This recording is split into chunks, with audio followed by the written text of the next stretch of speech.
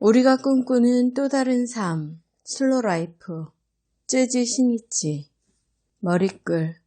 새로운 세계의 입구에서 슬로 라이프라는 말에서 무엇을 떠올리십니까?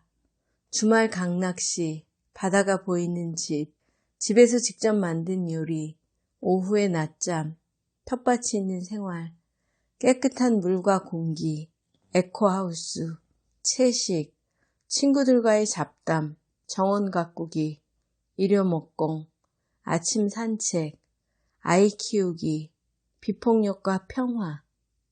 이런 것들을 떠올린다면 당신은 이미 느림의 삶을 경험하고 있는 것입니다. 촛불을 켜는 것처럼 아주 사소한 일상의 한 장면 속에 바로 슬로 라이프가 있는 것이니까요. 우리는 돈, 효율, 경제성장 같은 것을 우선시하는 사회에 살면서 삶의 사소하고도 당연한 즐거움, 아름다움, 편안함 등으로부터 멀어졌습니다.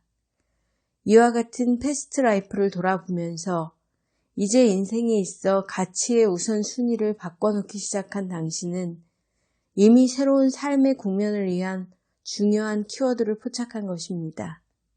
느림이라는 화두가 널리 확산되면서 차츰 그 뿌리를 내려가고 있는 지금, 세계를 둘러보면 여러 가지 면에서 비슷한 울림을 지닌 말들이 속속 등장하고 있음을 알 수 있습니다.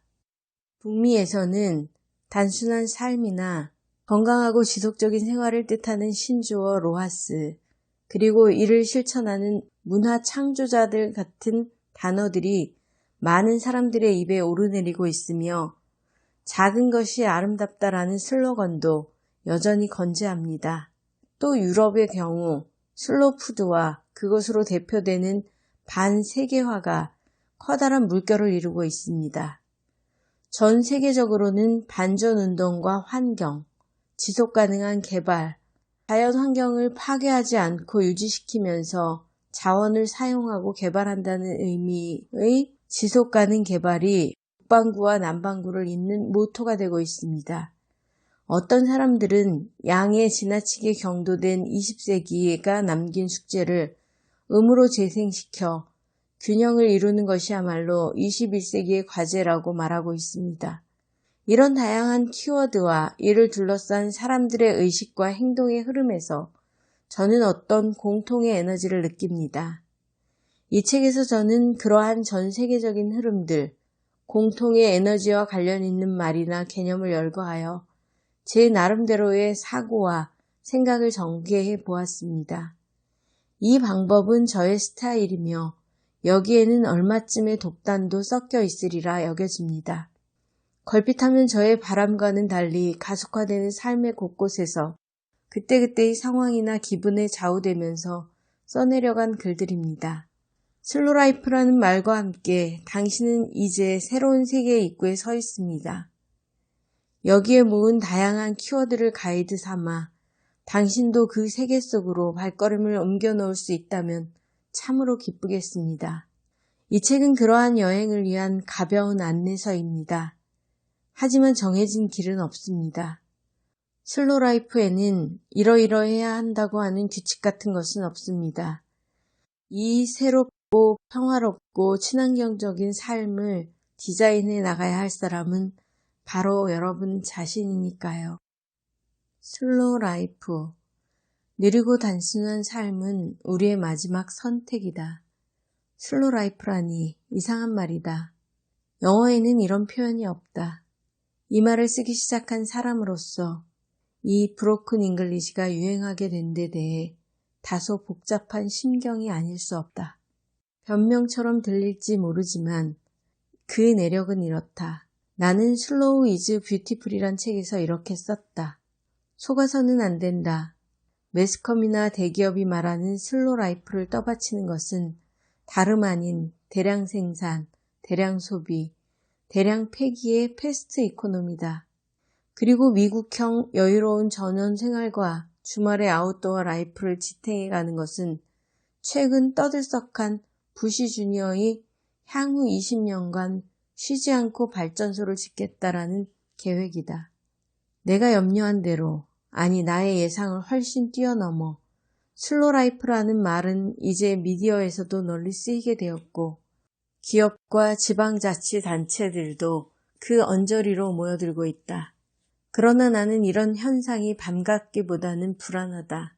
이탈리아의 슬로푸드 운동에서 나온 슬로도 그렇고 우리들의 나무늘보 친구들의 모임에서 말하는 슬로도 그렇고 슬로에는 본래 친환경이라든가 지속가능한이라든가 글로벌에 맞서는 로컬이라는 의미가 담겨 있는데 그것이 슬로라이프를 표방하는 잡지 등에 실리게 되면 대부분 간과되고 만다. 당연하다면 당연한 것이겠지만 지금 기업은 슬로라이프 실현에 필요하다고 여겨지는 여러 물건과 서비스를 팔기 위해서만 열을 올리고 있다. 여기에는 느림이라는 말 속에 담겨 있어야 할 뺄셈의 발상은 빠져 있고 덧셈만 잔뜩 들어가 있는 셈이다. 슬로라이프가 영어에서는 낯선 표현이지만 심플라이프는 영어권에서도 익숙한 표현이다. 실제로 북미 쪽에서는 최근 들어 이 심플이라는 컨셉트가 인기를 끌고 있다. 그곳에서도 물질적인 풍요만을 우선하는 자본주의의 경제와 근대 문명의 양태에 질린 문화 창조자라 불리는 많은 사람들이 덧셈이 아닌 뺄셈의 발상으로 움직이기 시작하고 있다. 슬로와 심플은 지금 시대의 심리와 지향을 나타내는 비슷한 표현이라고 볼 수 있다.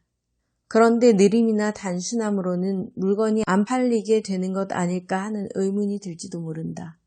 어떤 의미에서는 그렇기도 하다.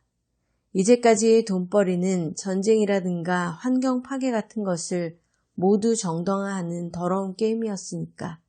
전쟁이 사라지면 물건이 안 팔리게 되어서 경제의 성장이 둔화되고 실업자만 많이 나올지도 모른다.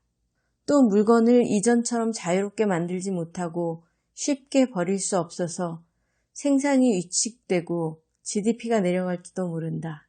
그러나 우리들의 존재가 기반인 생태계를 지키기 위해서 이런 과정은 꼭 필요한 것이고 결국은 경제에 있어서도 다행스러운 일일 것이다.